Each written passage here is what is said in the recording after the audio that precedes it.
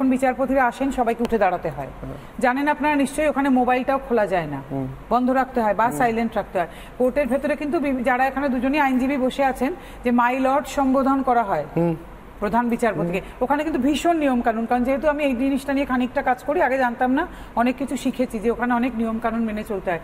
সেখানে হাইকোর্টের বিচারপতিদের রায় নিয়ে যেভাবে কথা বলা হচ্ছে, একটা জিনিস কিন্তু ভালো হচ্ছে, এই যে আজকে পুরুষ মানুষের বিপক্ষে অনেক রায় যায়, তাহলে পুরুষ মানুষরাও শিখলেন যে কিন্তু এরকম ধরনের কথাবার্তা বলা যায়। এই যে কন্টেম্পট অফ কোর্টে সাধারণ মানুষকে আপনারা শিখিয়ে দিলেন যে কোনো রায় দিয়ে এরকম করা যায়, তাহলে এই যে কত বড় অন্যায়। তাহলে আপনি যে বলছেন, তাহলে তো কাশ্মীর বা তামিলনাড়ুর থেকেও খারাপ অবস্থা দাঁড়াচ্ছে।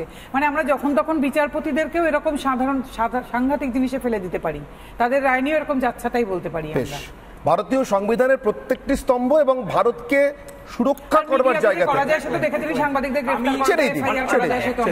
এবং সুরক্ষার জন্য ভারতের সব থেকে এলিট যে এজেন্সিগুলো, এলিট এখানে বড় লোক অর্থে না, সব থেকে এলিট অর্থে সব থেকে প্রশিক্ষিত, সব থেকে দক্ষ এবং পৃথিবীতে সব থেকে ফিয়ার্ড যে এজেন্সিগুলো ভারতের, তাদেরকে আক্রমণ করা যায় কোন স্বার্থে? নন্দিনীদি বলছেন কাশ্মীর বা তামিলনাড়ুর থেকেও ভয়ঙ্কর লাগছে। শঙ্কুদেব একদম এক লাইন, আমি দীপাঞ্জন বাবুর কাছে, আমি দীপাঞ্জনদার অভিমত চাইবো বলেই বললাম। দেখুন, যে যে বর্ডারিং আমাদের ডিস্ট্রিক্ট আছে সেগুলোর অবস্থা এখন পাক অধিকৃত কাশ্মীরের থেকেও খারাপ হয়ে গেছে। এরা যে জায়গায় নিয়ে গেছেন, এরা তো ফেন্সিং পর্যন্ত করার জমি দেন না।